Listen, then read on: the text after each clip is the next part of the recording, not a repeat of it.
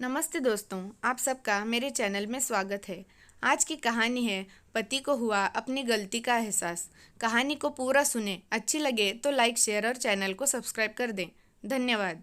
सुबह 9 बजे राजीव चौक के मेट्रो स्टेशन में उस भीड़ भाड़ भरे माहौल में सीढ़ियों के किनारे राहुल अपना सिर नीचे किए हुए बड़ा उदास होकर अपने एक मित्र का इंतजार कर रहा था। उसी समय सुनील आता है और राहुल के कंधे में हाथ मारता हुआ पूछता है, अरे यार राहुल, तूने तो हद कर दी। तेरी शादी को अभी 1 सप्ताह भी नहीं हुआ और तू फिर से जॉब में ऑफिस जा रहा है। यार, पत्नी के साथ छुट्टियां मना, कहीं घूमने जा, भाभी को दिल्ली या देहरादून दिखा, घूम फिर मौज कर। सुनील बोला जा रहा था, लेकिन राहुल था कि अपना सिर उठा ही नहीं रहा था। यह देखकर सुनील ने गंभीर होकर पूछा, यार सब कुछ ठीक तो है ना? तू ऐसा उदास क्यों दिख रहा है? राहुल तब भी चुपचाप था। यह देखकर सुनील ने कहा, तबीयत तो ठीक है ना? और भाभी, यार तू बोलता क्यों नहीं? घर में सब ठीक तो है ना? राहुल ने गहरी सांसें लेकर धीरे से बुदबुदाते हुए बोला, यार बहुत बड़ी गलती हो गई। अनीता मेरे जैसी नहीं है, वो मॉडर्न नहीं है, गांव की है, अच्छी अंग्रेजी नहीं जानती। उसका रहन सहन, उसका स्वभाव, यार हमेशा बाइबिल पढ़ना, हमेशा प्रार्थना और प्रभु प्रभु कहना, यार ये भी कोई जिंदगी है? 3 दिन में ही परेशान हो गया हूँ। गले की हड्डी हो गई है वो मेरी तो जैसे जिंदगी ही बर्बाद हो गई है। सुनील ने कहा, अरे तू भी तो क्रिश्चियन ही है ना? हाँ हूँ तो सही, लेकिन हम लोग बड़े दिन में और ईस्टर आदि में ही चर्च जाते हैं। यार हम हर समय बाइबिल की बातें और यह सब कुछ दिखावा मुझे बिल्कुल अच्छा नहीं लगता। लगता है जैसे मैं अपने घर में नहीं किसी चर्च में जा रहा हूँ। सुनील ने दिलासा दिलाते हुए कहा, सब कुछ ठीक हो जाएगा यार, कुछ समय दे भाभी को, नई नई है दिल्ली में, सब कुछ सीख जाएगी। राहुल ने बात काटते हुए कहा, चल ऑफिस, देर हो रही है। आज राहुल और अनीता को 3 माह हो चुके हैं, लेकिन राहुल अलग कमरे में सोता है और किसी भी तरह अनीता के सामने नहीं आना चाहता। घर से बाहर जाते समय माँ से चिल्लाकर कहता है, माँ मुझे देर हो जाएगी वापस आने में, आप लोग खाना खाकर सो जाना, मुझे एक ज़रूरी मीटिंग है। ये तो उसका रोज़ का बहाना हो गया था। अनीता जब भी पानी या चाय देती तो राहुल उसे ऐसे सलीके से गिलास या कप पकड़ता कि कहीं उंगलियां स्पर्श ना हो जाए। अनीता हर वो प्रयास करती कि कैसे वो राहुल को खुश रखे, माँ का ध्यान रखती, सुबह से शाम तक घर को सजाने संवारने में लगी रहती, यूट्यूब से देख देख कर बढ़िया से बढ़िया खाना बनाने की कोशिश करती। आज शाम राहुल गाजर का हलवा खाते हुए ज़ोर ज़ोर से अपने ऑफिस के किसी व्यक्ति से बात कर रहा था। माँ ने ऊंची आवाज़ में कहा, अरे घर में तो कम से कम शांति से खाया कर, ऑफिस को घर में मत लाया कर, गाजर का हलवा ठंडा हो जाएगा। तभी माँ को चुप कराने के लिए तुरंत राहुल ने कहा, माँ बहुत बढ़िया हलवा बनाया है आपने। माँ ने कहा, मैंने नहीं, बहू ने बनाया है। यह सुनकर तो राहुल को जैसे सांप ही सूंघ गया। वह चुपचाप अपना फ़ोन लेकर डाइनिंग हॉल की ओर चला गया और फाइलें पलटने लगा। माँ को अंदाज़ा तो था कि इन दोनों के बीच कुछ तो पक रहा है जो ठीक नहीं है। माँ जानती थी कि राहुल बचपन से ही ज़िद्दी है। माँ भी सोच रही थी कि राहुल और अनीता को कुछ समय चाहिए, धीरे धीरे शायद सब कुछ ठीक हो जाएगा। वो अनीता से बहुत प्यार करती थी। कई बार कई मामलों में समझाने के लिए शब्द कम पड़ जाते हैं, क्योंकि इतने दिनों में अनीता ने अपनी सासू माँ को अपनी माँ, सगी माँ से भी बढ़कर प्यार किया था, क्योंकि अनीता ने अपनी माँ को बचपन में ही खो दिया था। पिता ने ही माँ और बाप दोनों का प्यार दिया था और उसे शादी के समय बोले गए पिता के वो शब्द भी अच्छे से याद थे, जो उन्हें आंसू बहाते हुए विदाई के समय कहे थे, बिटिया अब से ससुराल ही तेरा घर है और सास ससुर ही तेरे माता पिता। अनीता अपना कर्तव्य निभाने में कोई कसर नहीं छोड़ रही थी, लेकिन राहुल का ये स्वभाव उसे हर पल कांटे जैसे चुभ जाता। वो अपने घर में ही ऐसे महसूस कर रही थी जैसे वो राहुल के लिए बोझ है। अनीता ने ठान लिया कि अब वो चुप नहीं रहेगी। वो इस विषय में राहुल से खुल के बात करेगी कि क्या कमी है मुझ में, क्यों वो एक ऐसे गुनाह की सज़ा सह रही है जो उसने कभी की ही नहीं। वो ऐसा सोच ही रही थी कि राहुल ने चिल्लाया, माँ ऑफिस का टिफ़िन लगा दिया है क्या?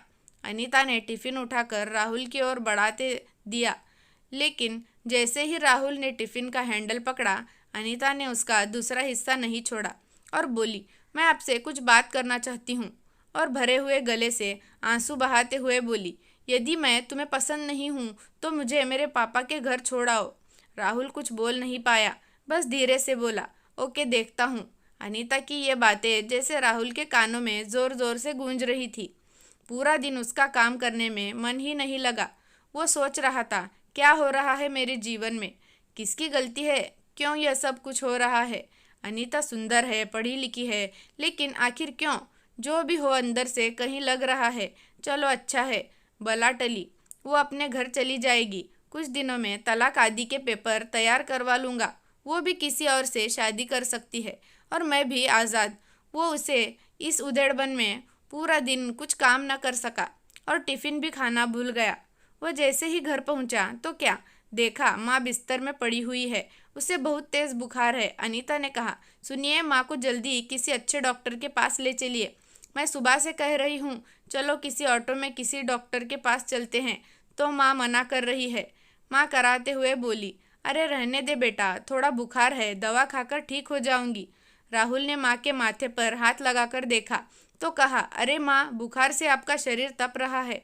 तुरंत ओला से टैक्सी मंगाकर वो माँ को लेकर अस्पताल पहुँचा।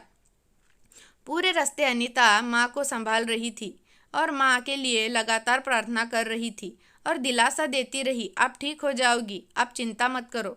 डॉक्टर ने थोड़ी देर तक चेकअप किया और एक्सरे के बाद बताया, राहुल की माँ के पेट में रसौली है, जिसका ऑपरेशन जल्द ही करना बहुत ज़रूरी है। राहुल के पूछने पर डॉक्टर ने बताया, 5 लाख की ज़रूरत पड़ेगी और उसके पास केवल 1 दिन है पैसे का इंतज़ाम करने के लिए। ये सुनकर राहुल डर के मारे हाथ पैर कांपने लगे। वो सोचने लगा, अभी शादी के समय ही तो कर्ज लिया था, दोस्तों को पार्टी देने में उसकी सारी जमा पूंजी भी चली गई थी। लेकिन वो अस्पताल से बाहर आकर जिसे भी हो सकता फ़ोन लगाना शुरू किया। सभी दोस्तों ने कुछ न कुछ बहाना बनाकर और दुख जताकर फ़ोन रख दिया। उसने ऑफिस में फ़ोन किया, वहाँ से भी मालिक ने कहा, देखो राहुल, लॉकडाउन के बाद वैसे भी हमारी कंपनी लॉस में चल रही है और अपने पहले भी एडवांस ले चुके हो, सॉरी, अभी हम आपकी कोई मदद नहीं कर सकते। राहुल पूरे 2 दिन तक पैसों के इंतज़ाम में जहाँ जा सकता था वहाँ गया, लेकिन उसके हाथ निराशा ही लगी। अंत में उसे लगा, मुझे डॉक्टर से कुछ और मोहलत लेनी चाहिए, यदि हो सके तो 2 या 3 दिन बाद यदि ऑपरेशन हो तो वो कहीं ना कहीं से लेकर या घर के पेपर गिरवी रखकर पैसों का इंतज़ाम कर देगा। थका हुआ वो अस्पताल पहुंचा और सीधे डॉक्टर के केबिन में जाकर डॉक्टर के पैरों को पकड़ते हुए बोला, सर मुझे 2-3 दिन का और वक्त दीजिए, मैं आपका सारा पैसा दे दूंगा और ऑपरेशन के भी पैसे भर दूंगा। आप बस मेरी माँ की जान बचा लीजिए, मैं आपका ये एहसान ज़िंदगी भर नहीं भूलूंगा। राहुल रो रहा था। डॉक्टर ने कहा, अरे तुम क्यों परेशान हो रहे हो, तुम्हें तो खुश होना चाहिए, ऊपर वाले ने तुम्हें इतनी अच्छी पत्नी दी है, उसने पूरा पैसा चुका दी है, तुम्हारी माँ का ऑपरेशन तो हो चुका है और वो अब खतरे से बाहर है, वो अब बातें भी कर सकती है, आज छुट्टी हो जाएगी, आप अपनी माँ को घर ले जा सकते हैं। राहुल को सुनकर यकीन नहीं हुआ। वो दौड़ा और लेडीज़ वार्ड में माँ के पास पहुँचा तो देखा, माँ बिस्तर में पीछे टिकी हुई बैठी है और अनीता उनके पैरों को हल्के हल्के से दबा रही है। राहुल को आज अपना कद अनीता के सामने बहुत छोटा लग रहा था। वो भी माँ के पैरों के पास जाकर बोला, माँ कैसी हो। तभी नर्स ने कहा, इन्हें थैंक यू बोलो, ये आपकी पत्नी है क्या, इन्होंने रात दिन सेवा की है और पूरी रात दुआ की है इनके जीवन के लिए। राहुल अनीता से नज़रें नहीं मिला पा रहा था, फिर भी नीचे देखते हुए बोला, अनीता कहाँ से इंतज़ाम हुआ इतने पैसों का। अनीता ने कहा, मेरे पास कुछ पैसे जमा थे जो मैंने गांव में बच्चों को ट्यूशन पढ़ाकर कमाए थे और कुछ जेवर थे, उन्हें बेचकर। माँ ने धीरे से आंखें खोलकर बुदबुदाते हुए कहा, बोली बेटा, ये मेरी बेटी से बढ़कर है। और अनीता का हाथ राहुल के हाथ में रखते हुए बोली, मैं तुम दोनों को हमेशा खुश देखना चाहती हूँ। राहुल की आंखों में पश्चाताप के आंसू अनीता के हाथों में गिर रहे थे। दोस्तों, ये कहानी के सभी किरदार काल्पनिक हैं और पति पत्नी के प्रेम के लिए लिखी गई है।